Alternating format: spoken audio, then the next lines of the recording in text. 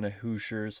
Please take a moment to hit that subscribe button and click the notification bell to stay up to date on all the content we're bringing for you guys this football season. This is your one-stop shop for Husker athletics.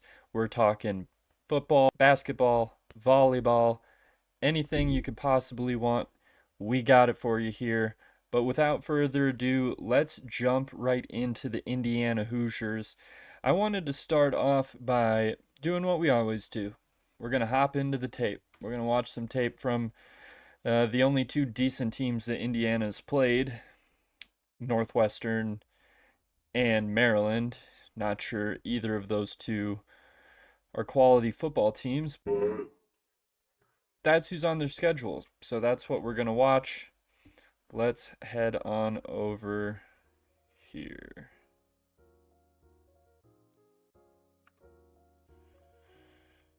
All right, first up, we have Indiana at Northwestern. I know these are backwards, obviously. Just a small little dig route.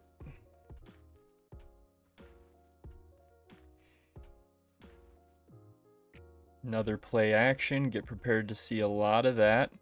Linebackers bite down just a little bit, freeing up the guy right in the space right behind him.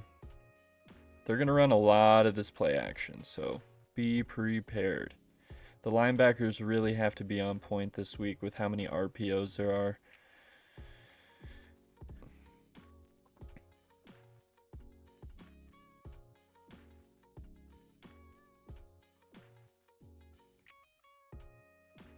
Massive hole.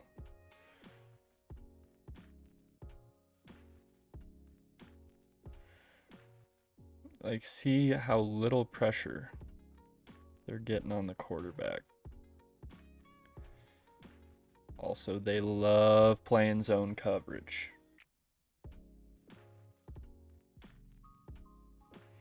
Another just dump off to the back in the flat.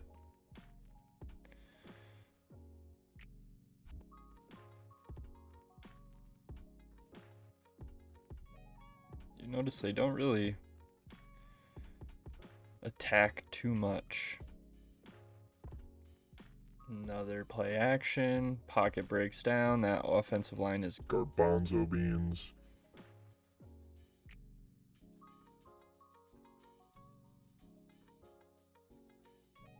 Another RPO. No block there. That's just good run by the running back. And they're decent. I mean, nothing to write home about, though. 8 starting transfers, or 8 players that play significant snaps from James Madison. Just bad defense. Just really bad defense. Justice Elliott, he's going to be their main back. I don't think he provides any serious threat. Our defense will contain him. Not a chance he goes over 85. Good run here by Northwestern. Probably won't be seeing Dylan do that, so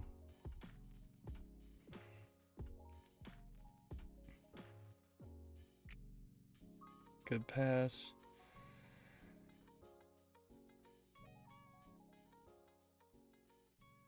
Northwestern's line is not good. And this was a ball game for a long time.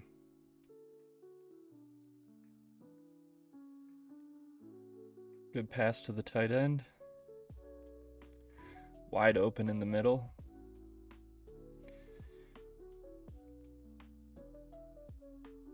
Good blocking by number 8.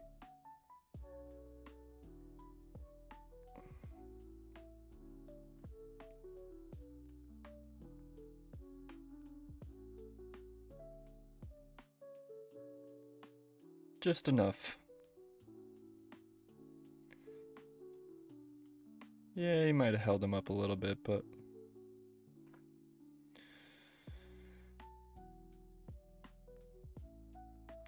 they literally run RPO on every single play, so Again, nice hit. Coverage is horrible.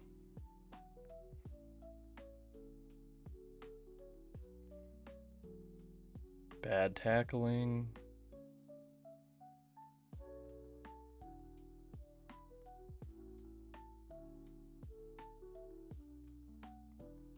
How is that not blown dead?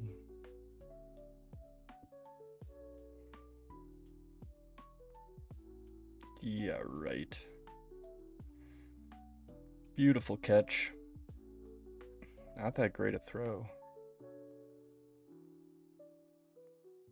He was wide open. Didn't need to put that ball up there.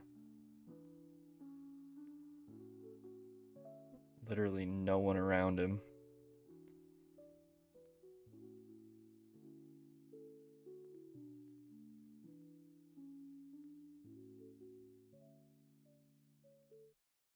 Nice block.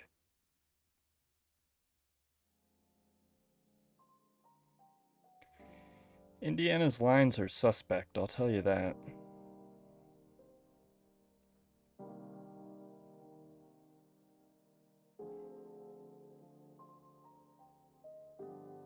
You're not going to see Dylan Raiola do that.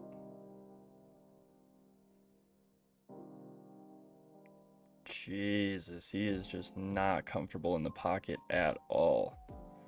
Looks down his first receiver. If he's not there, he runs.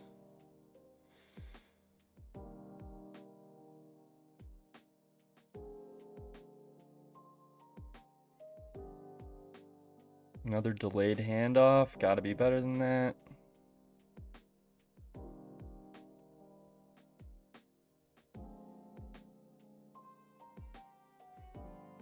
Boy, the line really gives away when they're pass protecting and when they're running.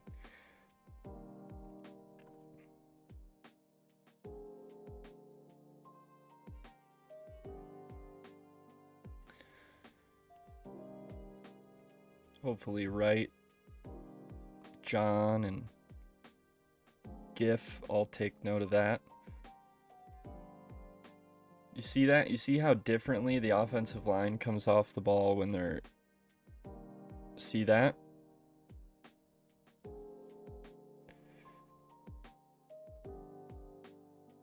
Just watch the line. I mean, 4 purple jerseys in the backfield. They are not good. You're going to hear a lot about the stats of Indiana this week, and frankly, I think they mean diddly. Jack. When you've played the 3 worst teams in the Big Ten, and your other 3 games are against teams like Charlotte,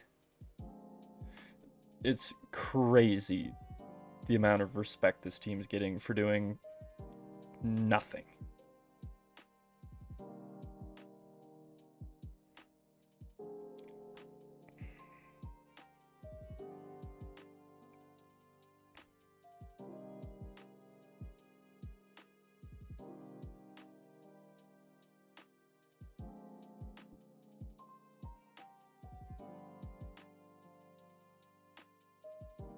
Too easy. If you think that's not going to be there all day for Nebraska, you're out of your mind.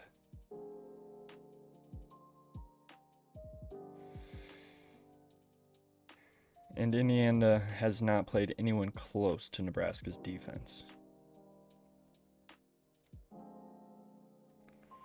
Look at that. Both those guys to the quarterback.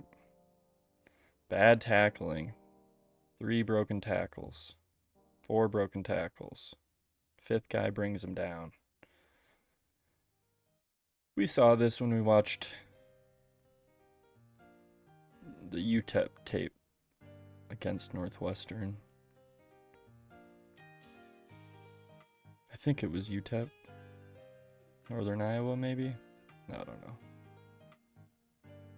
1, 2. You guys think you're just gonna tackle him around the waist, huh?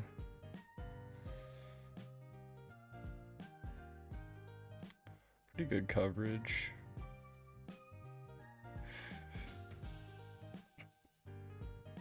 This is where Indiana definitely has the advantage on the special team side of things. We all kind of know that already, don't we?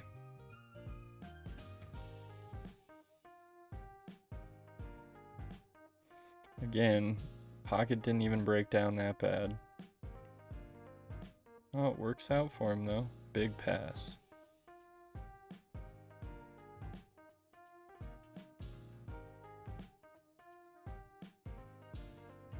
Just double coverage. Duck of a ball.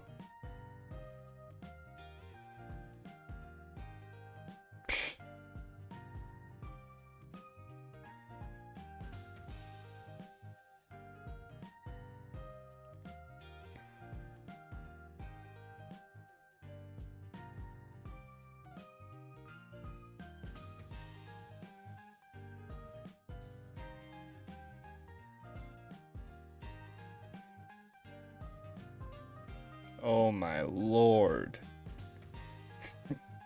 Nebraska will run that play. Or a similar version of it. We have already a few times.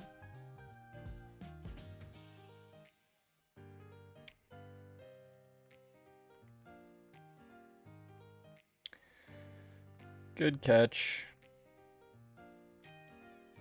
You're going to have to make plays like that against Nebraska. The space won't be there. Missed tackle. 2 missed tackles. Ridiculous yak.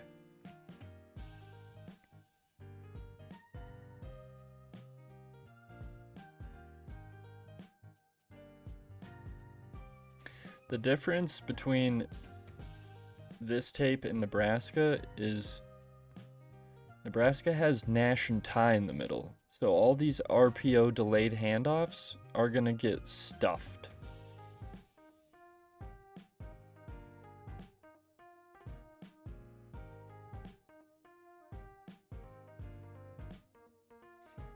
Look at this. It's a 3-point game with 6 minutes left. Against Northwestern.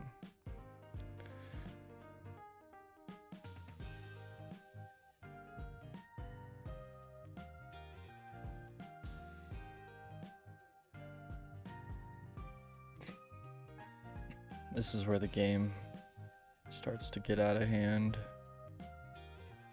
Indiana loves scoring garbage points to make it seem like they're a good team when they're not. What is this quarterback doing, bro? Running for his life and then throwing ducks. Look at that. Oh my god, that's so bad.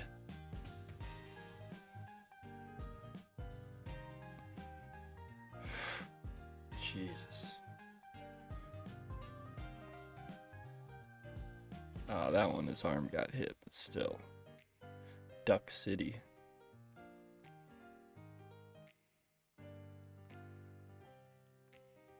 Nebraska's going to have to pick a few of these off if he's going to keep trying to force balls into coverage.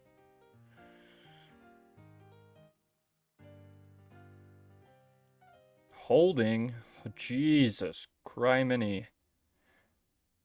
Boy, oh boy, that was almost broke that boy's neck.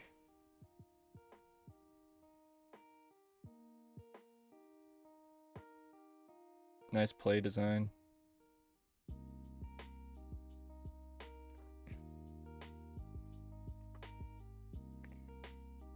Again, though, I mean,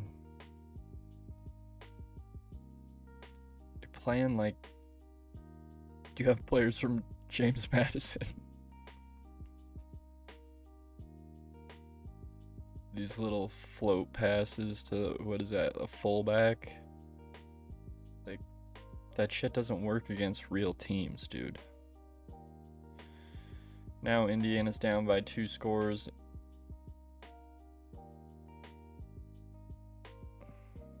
Three scores. And it won't be enough for them to come back. That's really all we need to see here. Let's hop over to the Maryland tape. First play of the game. Right to him.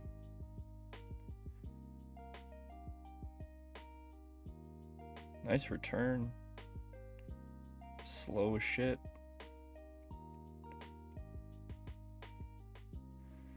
DB wearing 22. Look at that. Did you see all of those Maryland players? That's a second interception in the first 10 minutes.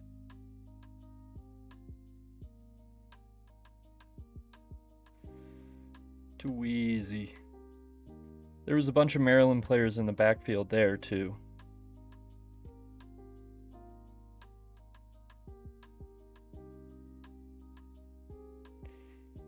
We better be able to effectively handle that play. How many times have we seen them throw that exact same play for a touchdown?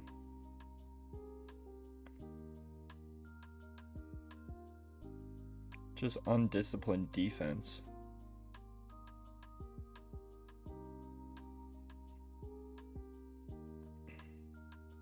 Oh yeah, you see how tiny this corner is? That's going to be a matchup nightmare all day long for Indiana. Put big old Jamal Banks out there. Isaiah Nayor. Those guys are 6'5", 6'4", 6'5", 220. That corner's... I think they have one one defensive back that's 6'2". Everyone else is under 6 foot. Look how small he is. He has no shot. Again, this is part of the thing. You're playing with a bunch of JMU transfers. Like, you have played the worst teams in the Big Ten. You're about to find out what big boy football is all about.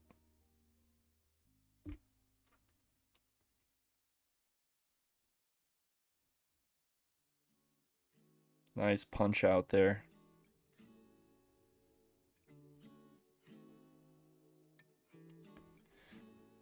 That's what you like to see.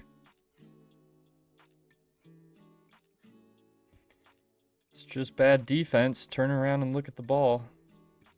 That's where Tommy Hill and Sire Wright come into play. Tight coverage, but you got to turn around and find that ball.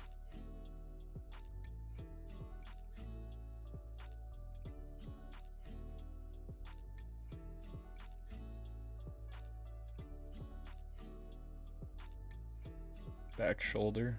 Nice spot to put it.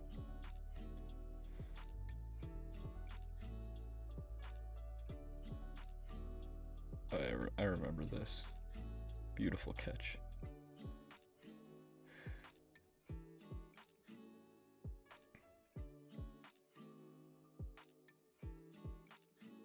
Oh yeah, his butt. Yeah, I remember that. That had to hurt, dude. I don't know if you guys have ever landed on your tailbone, but that does not feel good.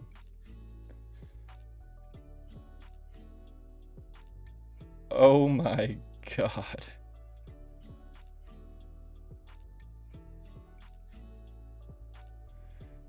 Way to keep your eye on the ball, young Wade. It's a horrible pass. Triple coverage. Lucky it was his guy that got it.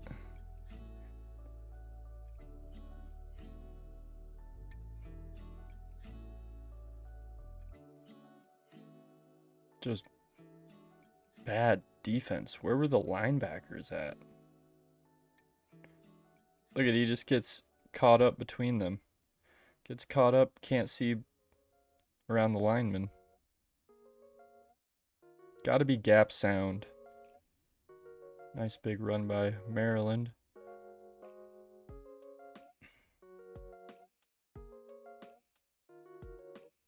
Kid's got lightning in his shoes. And as you can see, this is a close game too. All the way up until the few minutes left in the fourth quarter. Oh, nice block by the ref. You gotta pay attention there, Stripes. House call.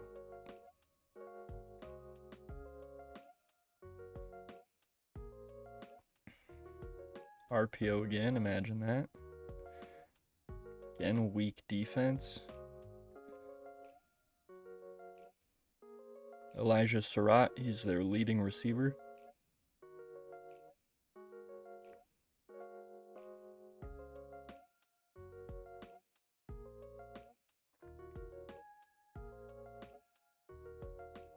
Just horrible coverage.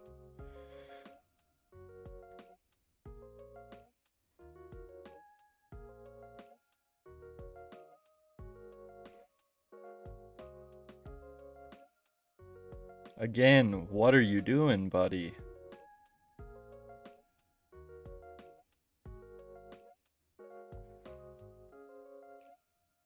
But yeah, as you can see, it's a close game all the way up to the fourth quarter, and then they score 2 or 3 touchdowns in garbage time to make it seem like they blew a team out, when really you just let the two worst teams in the Big Ten hang around for 3.5 quarters. That's a Jesus, that's a hold. Oh my God. Yeah, I don't know. I'm not a believer. I'm not a believer. I think Indiana is a fraud of a program. I think they're fake. I think they're overhyped. Everything you're going to hear all week long is about their stats and how good they are on offense and defense, because when you look at just the numbers, they look good. But it's like you have to curve you have to have a curved grading scale when you're looking at this, because they've played absolutely nobody. Whereas Nebraska's battle tested. Nebraska's been through the ringer. Nebraska's played in national spotlight games already. Nebraska's played better offenses than Indiana, in my opinion. If Indiana would have played Colorado's schedule, what would their stats be? Not good, because I'm telling you right now, NDSU would give Indiana a run for their money. And then UCF, I don't know what's up with them. They were kissing in the locker room before the Colorado game, but they'd probably put up a better fight than Charlotte did against Indiana. How about K-State? I think K-State knocks the socks off Indiana. So you really have to put this all into perspective. I don't think they're a good football team. I think they're an okay football team. They're not the more talented team in this matchup. Not even close. But let's jump into it. Key contributors for Indiana: Curtis Rourke. He's 118 for 160, going for 1,752 yards, 73.8 completion percentage. He has 14 touchdowns and 2 interceptions. That is pretty good against horrible teams. He will be exposed this week, promise me. I've never been more confident. I know I drink a lot of Roulade and blow a lot of smoke up on this channel. I've only picked incorrectly once, and that's the Illinois game. So, and we should have won that one. I don't think we're going to be too much for Indiana to handle. Justice Ellison, 64 carries for 409 yards, averaging 6.4 yards per carry, and he has 6 touchdowns. Elijah Surratt, 29 catches, 513 yards, and 2 touchdowns. Aiden Fisher is leading the team in tackles with 55. And Amari Farrell has 2 interceptions. Time for the tail of the tape. Indiana's offensive and defensive rankings. Offensively, they are putting up 41.6 points per game, heavily skewed by their 77 points in the first game of the season against absolutely nobody. Might as well have been playing them a ghost team. Unbelievable.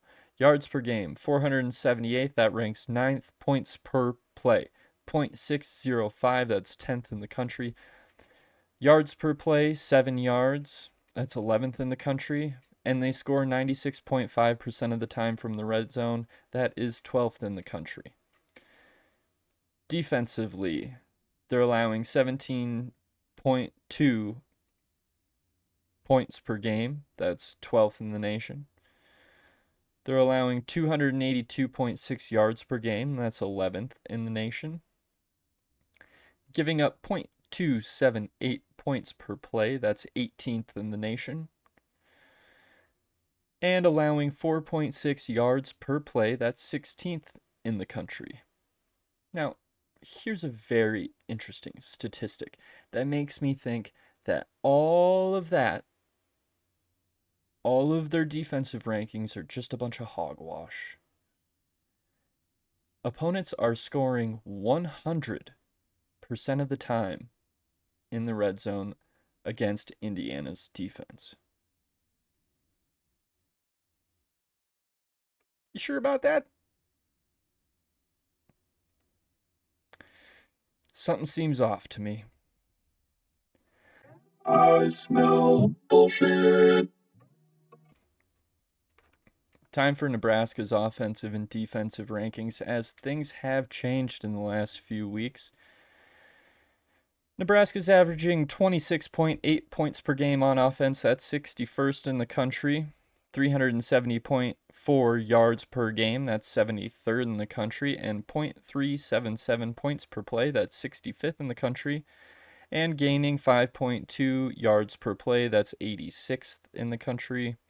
And scoring 75% of the time in the red zone. That is 109th in the country. Defensively, Nebraska's allowing 13 points per game. That's 8th in the country. Giving up 266.8 yards per game. That's 8th in the country. Allowing .202 points per play. That's 7th in the country. And allowing 4.2 yards per play. That's 6th in the country. And opposing offenses have been scoring 72.73% of the time in the red zone. That is 15th best in the country. So just looking at the stats, you would say that Indiana has quite a large advantage. But I don't think that's the case. I think their defensive stats are heavily skewed to the opponents they've played. And I think their offensive stats are incredibly skewed against the teams they've played. So take them all with a grain of salt. I mean, by the numbers, people were picking Rutgers to beat us last week, or 2 weekends ago, excuse me. On to position group mismatches. The offensive line is a toss-up with, I'm going to give a slight edge to Indiana. But if Micah Mazuka's back in the mix, I think that edge leans towards Nebraska. Quarterback is definitely Nebraska. Running back, I'll give a toss-up again since we haven't seen much out of the Nebraska running backs, but I'm not impressed with Indiana's running back room. Very lackluster crew. In the wide receiver room, I think that Indiana does have the advantage. They have a few more playmakers there. But when you bounce over to tight end, the advantage is obviously Nebraska.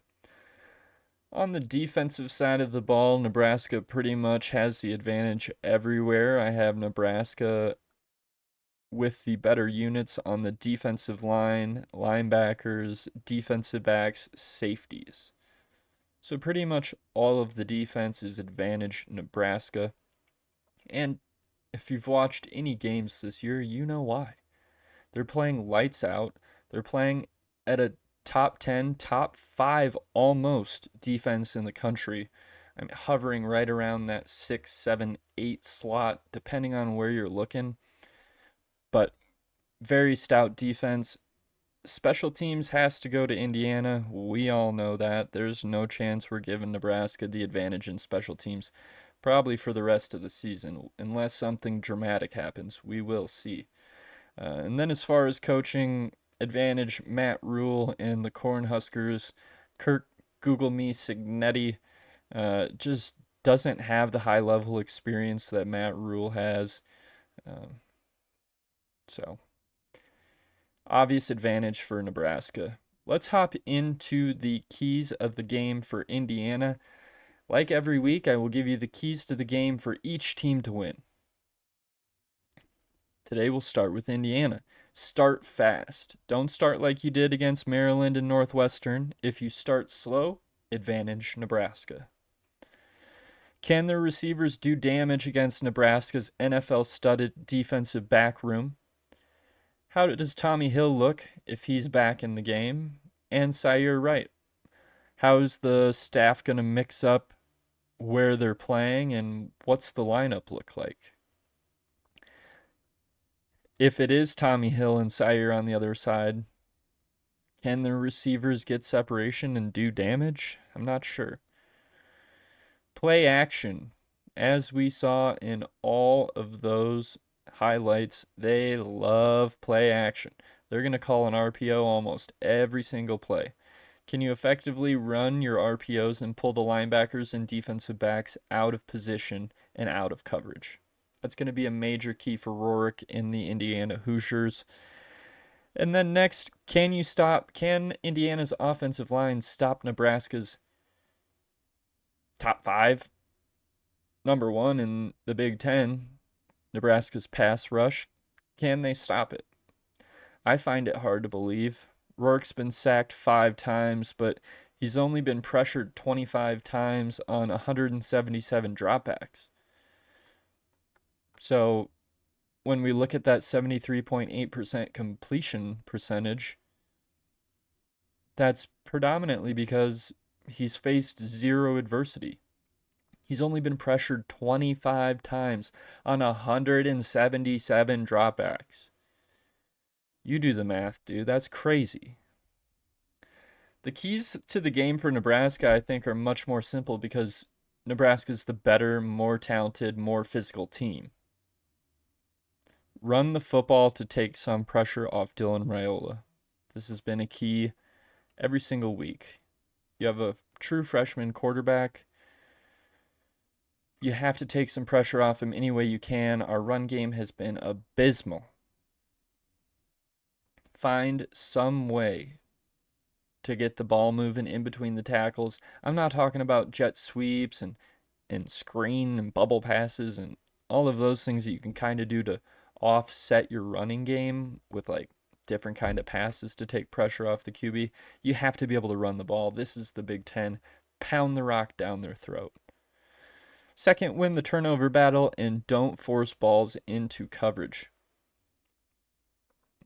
Third, win the trenches. I think this is the biggest key to the game for Nebraska. You have to dominate the offensive and defensive lines of scrimmage. Defensively, you need to be in the backfield and causing disruptions. Offensively, you need to be opening holes and pass protecting. Can you do it? Next key, the defense needs to play like a top 10 defense. They need to play like they did against Rutgers. If they can do that, Nebraska stands a pretty good shot. Lastly, bring your own energy. I don't want to see Oklahoma drills center field in Bloomington, Indiana, because our guys don't have the juice. This is a top 25 team, a top 20 team. Big noon kickoff. Bring your own juice, dude. You're 6.5 point underdogs. You should be able to have your own juice. If I see Oklahoma drills in the middle of the field, I'm going to be pretty concerned. All right, and then just some other notables for the game. Wright returns for his second week at full health. We saw Micah Mazuka against Rutgers in situations. Will he have a bigger role this week? I think he needs to. I think it's essential going forward this season. Micah Mazuka is your biggest, nastiest, meanest offensive lineman, and the running game was substantially better when he was in. If you're going to use him on 4th downs and in situations where you have to run the ball, that guy needs to be on the field the whole game. It's so frustrating. Next, Indiana almost exclusively plays zone coverage. They've only dropped into man coverage 20 total times this season. Dylan Raiola has been an absolute monster against zone coverage all year long. all year long. Something like his QBR is like 93.4 against zone and 44.4 against man coverage. Well, if Indiana wants to win, they're going to have to drop into man a lot more this week. And if they've only done it 20 times all season throughout 6 games, might be a bit of an issue for them. Indiana hasn't seen anything close to Nebraska's size. The tight ends and wide receivers are going to have a significant size advantage over the Hoosiers' defensive back room. Look to take advantage there multiple times to open up that run game. And some other things to watch: Nebraska's defense, Nebraska's DBs against Indiana's wide receivers. How well do we match up in space? And how much pressure can Nash and Ty get up the middle? If they are able to get up the middle and get consistent pressure, it frees things up on the outside for edge players. Like James Williams could have a huge game this week. And then hopping into the intangibles, we touched on this earlier, but big noon kickoff against an undefeated team full of players from James Madison University and a whole bunch of other mid to low tier programs who have no business competing with blue bloods like Nebraska. Nebraska's going to be a physical game, and I don't think they are ready for it. Big stage, all the hype. They've played no one good. Nebraska's played in multiple spotlight games against a much tougher schedule and offensive units that are pretty comparable to Indiana. So in the intangibles department, I think advantage Huskers. Here are my hot takes for the game. I think Nebraska continues to hold running backs for less than 85 yards. Give me less than 100 yards rushing for Indiana. Fedoni gets his first touchdown of the season. Barney, 100 plus all-purpose yards. And Indiana throws 2 interceptions. It could be more than that, honestly, with how much Rourke forces the ball. I think he's gotten lucky. But prediction time. Nebraska goes into a worse Memorial Stadium against a worse Big Red and handles business. A lot of people have said first team over 30 wins. I think that's pretty accurate. 31-24. Nebraska takes down the Hoosiers in Bloomington. They get their first win against a top 25 team, and we're going bowling. Now, a lot of people this week have been picking Indiana against the Huskers, including a bunch of Nebraska people, a bunch of Nebraska sports writers, the guys on the beat, and then a bunch of the YouTubers too, which I don't think makes any sense. I don't know what games you guys have been watching, but drop your predictions in the comments below. Let me know what you're thinking. Can Nash and Ty get enough pressure up the middle to free up the edges? MJ Sherman, James Williams, Princewell Umanyalan. Who's going to stand out on the defense for the Huskers? Let me know your thoughts in the comments below. Thank you for joining me, and until next time, go Skurs, baby.